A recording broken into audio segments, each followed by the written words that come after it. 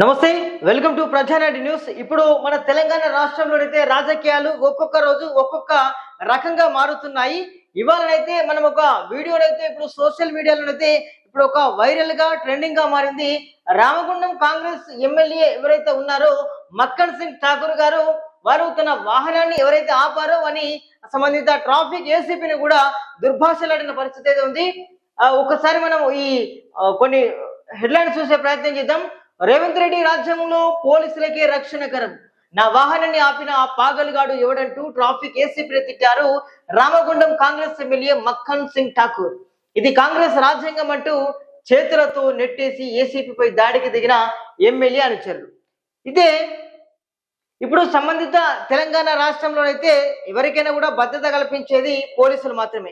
కానీ పోలీసులకి రక్షణకరమైనట్లుగా మనకు అర్థమవుతుంది.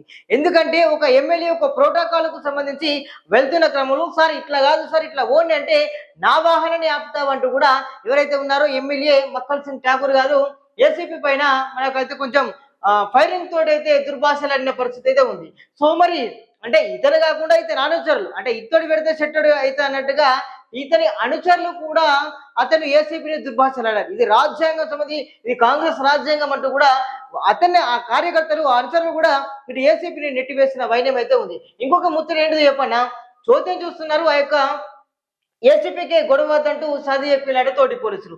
నిజంగా పోలీసులు అతను కూడా మీలాంటి కాకి యూనిఫామ్ ధరించిన వ్యక్తే కదా, అతనికి ఇలా దుర్భాషలు ఆడితే ఎట్లా? మీరు ఆగండి ఆగండి సార్ ఆగండి సార్ ఆగండి సార్ అంటే ఎట్లుంటది? ఆ ప్లేస్ లో నువ్వు ఉండు చూడు, నువ్వు అక్కడ ఉన్నావు కదా, ఒక వ్యక్తి ఉన్నాడు ఇక్కడ, ఆ వ్యక్తి ఆగండి ఆగండి ఆగండి అంటున్నారు. ఒకసారి మనం వీడియోను ప్లే చేసే ప్రయత్నం చేద్దాం మిత్రులారా. చూడండి, ఇక్కడైతే సంబంధిత సిఐ కావచ్చు, అటు అదేవిధంగా ఒక ట్రాఫిక్ ఏసీపీకి సంబంధించి ఒక వీరులు అయితే వస్తుంది. చూడండి, ఆ లోపల మన మక్కన్ సింగ్ ఠాకూర్ గారు ఉన్నారు ఎమ్మెల్యే క్యాన్వేలో.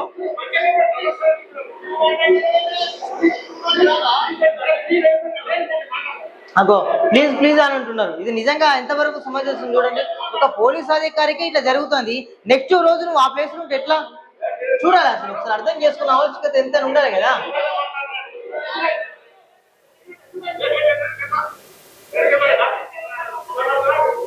అగో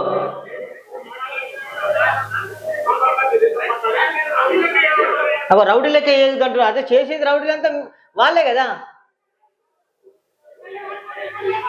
అగో ఎమ్మెల్యే ఉంటాడు, ఏం మాట్లాడుతుంటాడు? అరే సరే ఆయన ఎక్కడికైనా బంధించేలా ఆపలే కదా, ఇట్లా ఓటు సార్ అని చెప్పిండు. సో కొంచెం అంటే ఎంతైనా కూడా ఇది బాధాకరం విషయం మిత్రులారా. ఒక్కసారి మీరు కూడా ఆలోచించాలి. ఎందుకంటే ఇలాంటి ఘటనలు ఒక పోలీస్ అధికారికి కాదు, చాలా మంది ఉన్నారు. అంటే పోలీసులలో కూడా ఒక పొరపాటు ఉందండోయ్. ఎందుకంటే పోలీసులు కూడా ప్రతి ఒక్కరు కూడా దండాలు పెట్టుకుంటా వంగుకుంటా ఇట్లా పోతుంటారు కదా, అట్లా పోవడం కూడా ఇలాంటి వాటికి దారి తీస్తుంది. నువ్వు ఎప్పుడో ఒకసారి బెండ కావచ్చు, కానీ ఆ బెండునే ఇప్పుడు చులకనే తీసుకొని ఇలాంటి మాటలు మాట్లాడుతున్నారు. ఒక ఏసీపీ కాదు, ఇక్కడ ఉన్నటువంటి సబ్ ఇన్స్పెక్టర్ ఆఫ్ పోలీసే కానీ, సర్కిల్ ఇన్స్పెక్టర్ ఆఫ్ పోలీసే కానీ, అదేవిధంగా ఏఎస్పీ కానీ, డిఎస్పీ కానీ, ఎస్పీ కానీ వంగి దండాలు కొడితే ఇట్లా గుంజి కొడతారు, గుంజి తిడతారు కూడా. ఈ పోలీస్ వ్యవస్థలు కూడా మానుకోవాలి.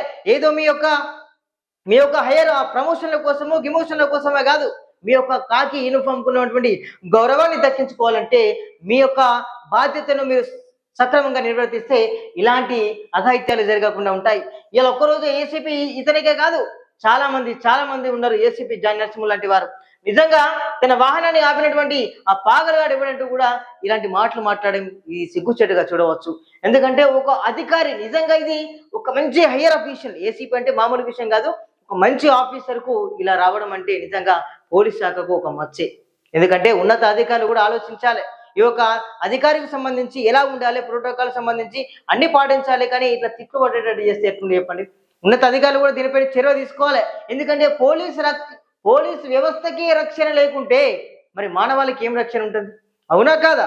ఎందుకంటే పోలీసులు అనే వాళ్ళు ఎవరైతే ఉన్నారో వాళ్ళంతా కూడా మనకు రక్షకులే. 24/7 వర్క్ చేస్తారు. అలాంటి వాళ్ళకే ఇలాంటి తిట్లు, ఇలాంటి బెదిరింపులు కూడా.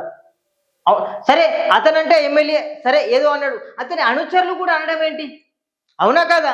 అనుచరులు అనడం వల్ల కూడా చాలా మంది అతను ఇంకింత కుంగిపోయాడు. ఇది కాంగ్రెస్ రాజ్యాంగం అంటూ చేతులు నెట్టేశారట ఆ యొక్క అనుచరులు. అరే మీరు అనడానికి ఎక్కడిది, మీకు రైటే లేదు పోలీసులు అనడానికి.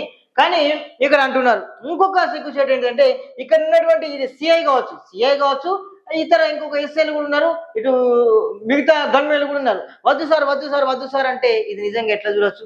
అరే మీరే ఆ ప్లేస్లు ఉంటే మీ పరిస్థితి ఏంటిది? 10 మంది ముంగట ఇట్లా పాగలగాలంటే ఎట్లుంటే చెప్పండి. ఎవరికైనా మనోభావాలు ఉంటాయి కదా, వీటిని కూడా మీరు ఇప్పుడు మీ వల్ల కూడా అతను వెనుక తిరిగే పరిస్థితి. అంటే మీరేదో ప్రమోషన్ల కోసమో గిమోషన్ల కోసం అయితే మీరు ఏదో ఒకటి చేసుకోవచ్చు, మీ కాకికి ఉన్నటువంటి గౌరవం కూడా పోతుంది కదా. దీనిపైన ఆలోచన చేయాలి నిజంగా. అంటే ఒక పోలీస్ వ్యవస్థనే అనుకోండి, చాలా రకాలుగా ఉన్నారు.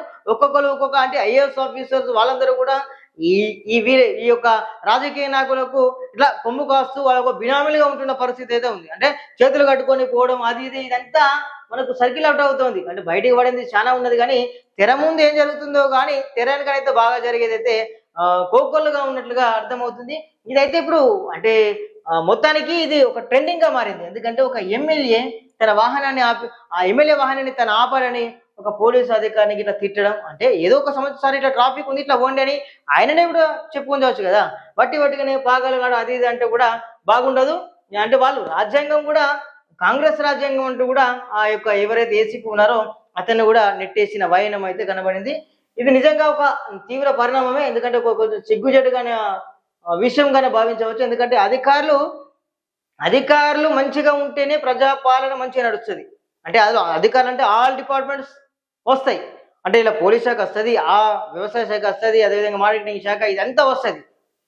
అందులో అధికారులు మంచిగుంటేనే మీలాంటి రాజకీయ నాయకులు కూడా మంచిగుంటారు. మీరు మళ్ళా రానున్న రోజులు ఎన్నికలు కావాలంటే, మీరు గెలవాలంటే అధికారుల పాత్రనే ముఖ్యమైనది.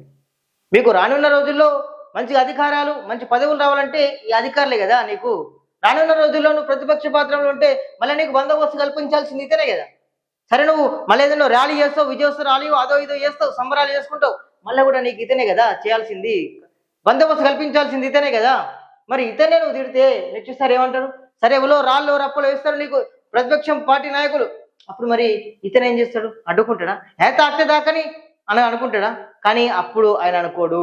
ఎందుకంటే అతను అవన్నీ మర్చిపోయి కూడా మళ్ళీ నీకు బందోబస్తు కల్పించే బాధ్యత అయినది. కాబట్టి రాళ్ళు రప్పలు నీ మీద పడకుండా కూడా నీకు ఒక సెక్యూరిటీ కల్పించి నిన్ను అంటే నువ్వు రాజ్యాంగబద్ధమైనటువంటి స్థానంలో ఉన్నావు కాబట్టి నిన్ను ఒక మంచి సురక్షితమైన ప్లేస్ కు కూడా ఆయన తీసుకుపోతాడు.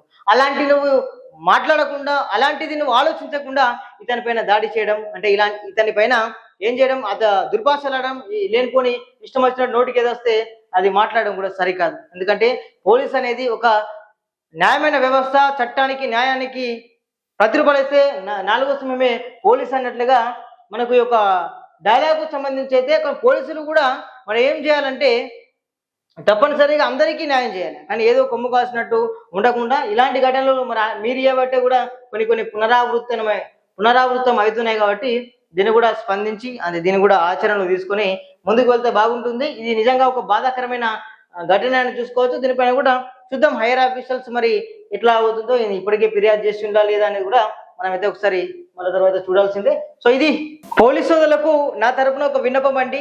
పోస్టింగ్ల కోసమో మరో దేనికోసమో మీరు వంగి దండాలు పెట్టడం మానుకోండి. ఒక 4 రోజులు పోస్టింగ్ లేకపోతే మీరు పోలీసు కాకుండా పోరు. ఎందుకంటే కాకి యొక్క గొప్పతనం అంతా ఇంత కాదు. కొంతమంది సిన్సియర్ ఆఫీసర్లు చేస్తున్నటువంటి పనికి, అదేవిధంగా కొంతమంది పోలీస్ ఆఫీసర్లు వంగి ఇతర నాయకుల వద్దనైతే దండాలు పెట్టడం వల్ల కూడా మంచిగా పనిచేసేటువంటి పోలీస్ ఆఫీసర్లకు మచ్చ అవుతుంది. సో మీరు కూడా మీ యొక్క కాకికి ఉన్నటువంటి గొప్పతనాన్ని చాటి చెప్పుకోండి. వంగి దండాలు పెట్టడం వల్ల కూడా మీకు ఇలాంటి ఘటనలు పునరావృతం అవుతాయి. సో కాబట్టి మీరు ఎలా ఉండాలో మీరు బాగుంటే మీకు ఉన్నటువంటి గొప్పతనం అలాగ ఉంటుంది. కాబట్టి తప్పకుండా పోలీసు వారు కూడా దీన్ని అనుసరిస్తారని ఆశిస్తున్నాము. ఎందుకంటే మేము ఒక రిక్వెస్ట్ గానే మేము చెప్తున్నాం. ఎందుకంటే మీరు గట్టిగా ఉంటే, మీరు పటిష్టంగా ఉంటే మీకు కూడా మంచి విలువలతో కూడినటువంటి గౌరవం ఉంటుంది. కాబట్టి మేమైతే ఇది చేయడం జరిగింది. ఇలాంటి ఘటనలు పునరావృతం కాకుండా ఉండాలంటే తప్పనిసరిగా మీ యొక్క పోలీస్ శాఖకు ఉన్నటువంటి గొప్పతనాన్ని, మీ పోలీస్ శాఖకు ఉన్నటువంటి గౌరవాన్ని పెంచుకునే దిశగానే మీరు పనులు చేయాలని కూడా మేమైతే మనస్ఫూర్తిగా కోరుచున్నాం. Thank you so much.